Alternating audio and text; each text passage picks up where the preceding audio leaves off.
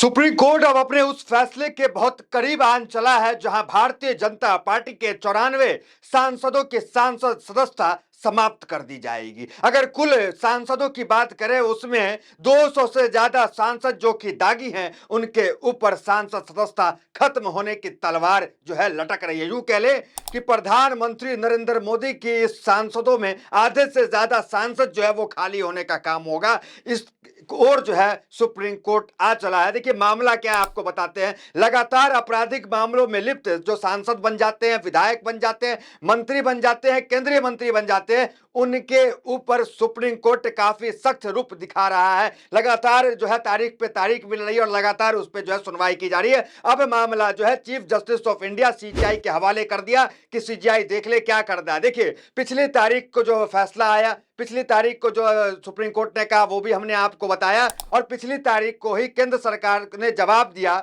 Supreme court को कि क्योंकि सुप्रीम कोर्ट ने सवाल किया था केंद्र सरकार से कि क्या कर रहे हैं 200 से ज्यादा सांसद जो दागी हैं आपके यहाँ, वो क्या कर रहे हैं, मंत्री क्यों बन के बैठे हैं, सांसद क्यों बन के बैठे, ये सब तो आपराधिक मामले में लिप्त है। तो इसका जवाब जो है वो सरकार ने सुप्रीम कोर्ट का दिया। अब क्या जवाब सरकार ने दिया वो आपको बताएंगे। दूसरा देखिए, जब कल सुनवाई हुई उसमें जो है जस्टिस दीपांकर दत्ता और जस्टिस मनमोहन की बेंच ने चुनाव आयोग को आदेश दिया, नोटिस दिया। क्या नोटिस में क्या कहा, उनसे एक जो है वो मांगा कि कौन लोग अपराधी हैं जिनको आप लोग जो है चुनाव लड़वा रहे हैं, वो सारा जो है रूपरेखा दीजिए। वो आपको बताएंगे कि आखिर नोटिस में सुप्रीम कोर्ट ने क्या कहा था। देखिए इस बार कहा जाता है कि जो अभी लोकसभा चल रहा है उसमें 200 से ज्यादा सांसद दागी हैं।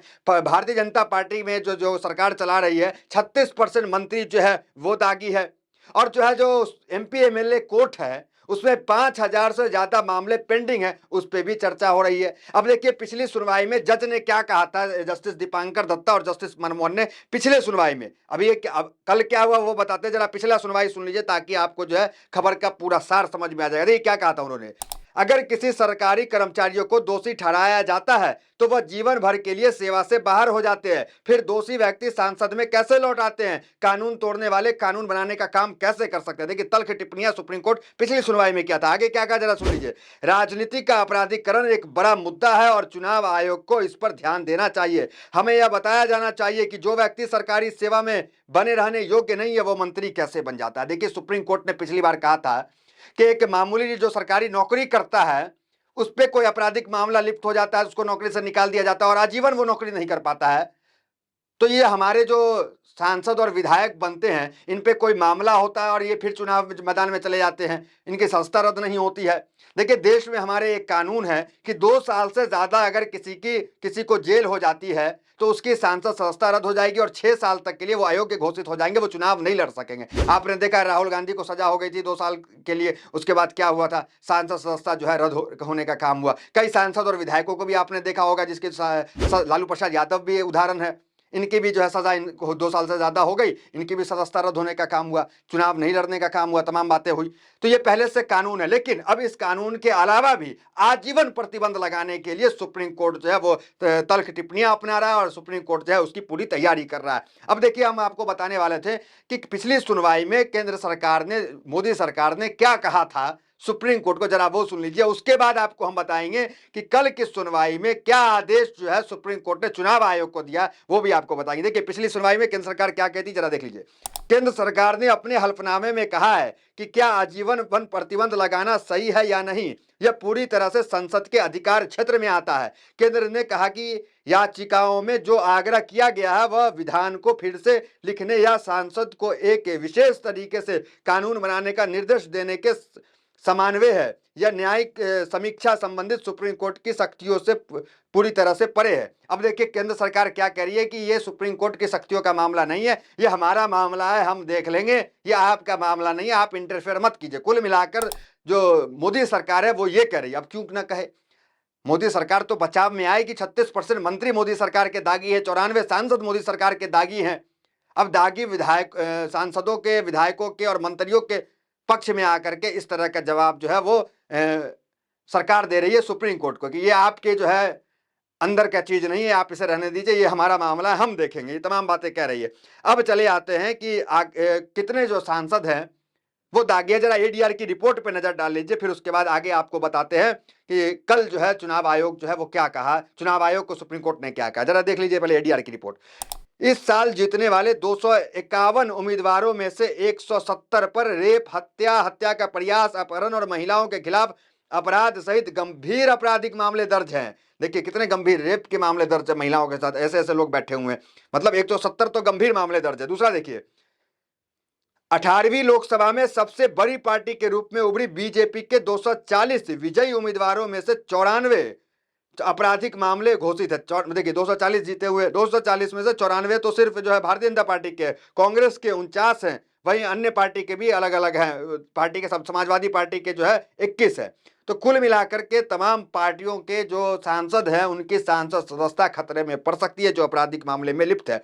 अब चले आइए आपको बताते हैं कि कल क्या हुआ, कल कोर्ट ने क्या चुनाव आयोग से कहा, जरा वो सुन लीजिए। देखिए सुप्रीम कोर्ट ने मंगलवार को चुनाव आयोग से ऐसे दागी नेताओं की लिस्ट मांगी जिन पर उसने चुनाव लड़ने से बैन के पीरियड को कम कर दिया या हटा दिया। कोर्ट ने चुनाव आयोग से 2 हफ्ते में जवाब मांगा। वहीं याचिकाकर्ता से कहा कि चुनाव आयोग से जानकारी मिलने के बाद 2 हफ्ते के अंदर अपना जवाब दाखिल करे। दरअसल रिप्रेजेंटेशन ऑफ पीपुल्स एक्ट 1951 के प्रावधान है कि दागी नेताओं को 2 साल या उससे ज्यादा की सजा होने पर 6 साल तक चुनाव नहीं लड़ सकते, भले ही उसे जमानत मिल गई हो या फैसले के खिलाफ ऊपरी कोर्ट में मामला चल रहा हो।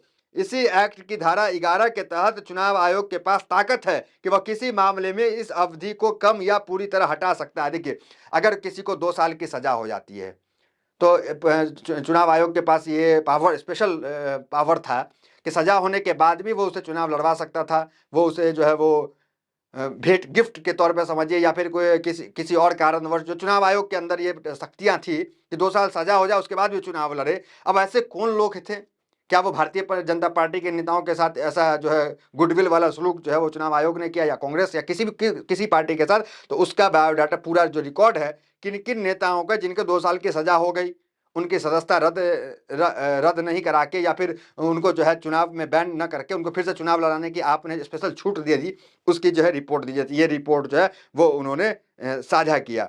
तो कुल मिलाकर जरा हेडलाइंस भी आप देख लीजिए। चुनाव आयोग बताए कितने दागी नेताओं को राहत दी। दूसरा देखिए, दोषी करार नेताओं के चुनाव लड़ने से जुड़े मामले पर एससी में सुनवाई जारी। दूसरा देखिए, आपराधिक मामले में दोषी ठहराए गए व्यक्ति सांसद या विधानसभा में कैसे आ सकते हैं वापस, सुप्रीम कोर्ट। तीसरा देखिए, सुप्रीम कोर्ट बोला कानून तोड़ने वाले कानून कैसे बना सकते हैं, आपराधिक सरकारी नौकरी नहीं कर सकता तो दोषी नेता चुनाव कैसे लड़ सकते हैं। चौथा देखिए, एमपी एमएलए कोर्ट में लंबित मामलों का जल्द होगा निपटारा, एससी में सुनवाई के लिए याचिका दायर। ये तमाम हेडलाइंस चल रही है और विजय हंसारिया जो है याचिकाकर्ता है, इन्होंने याचिका डाली थी और जस्टिस दीपांकर दत्ता और जस्टिस मनमोहन की बेंच में ये तमाम मामला चल रहा है। और जो है एक मामला और है, वो भी मामला गंभीरता से देखा जा रहा है। वो मामला है कि एमपी एमएलए कोर्ट में जो तमाम सांसदों और विधायकों का जो मामला है वो पेंडिंग है, 5000 से ज़्यादा, उस पर भी सुनवाई हो। क्योंकि आपको पता है सांसद विधायकों का प्रभाव इतना होता है कि पुलिस जो है सही से जो है जांच नहीं कर पाती है, कार्रवाई नहीं कर पाती है और जो है सबूत वहां तक न्यायालय तक पहुंच नहीं पाता है। यही कारण है कि अब इनका प्रभाव इतना रहता है कि एमपी एमएलए कोर्ट में जो है कोई जो है कोई जज जो है फैसले पे नहीं पहुंच पाते। अब फैसले पे नहीं पहुंच पाते हैं तो किसी को सजा नहीं हो पाती। जब किसी को सजा नहीं हो पाती है तो ना कोई जो है सांसद सदस्यता किसी की जाती है, न तो कोई चुनाव से बाहर होता है।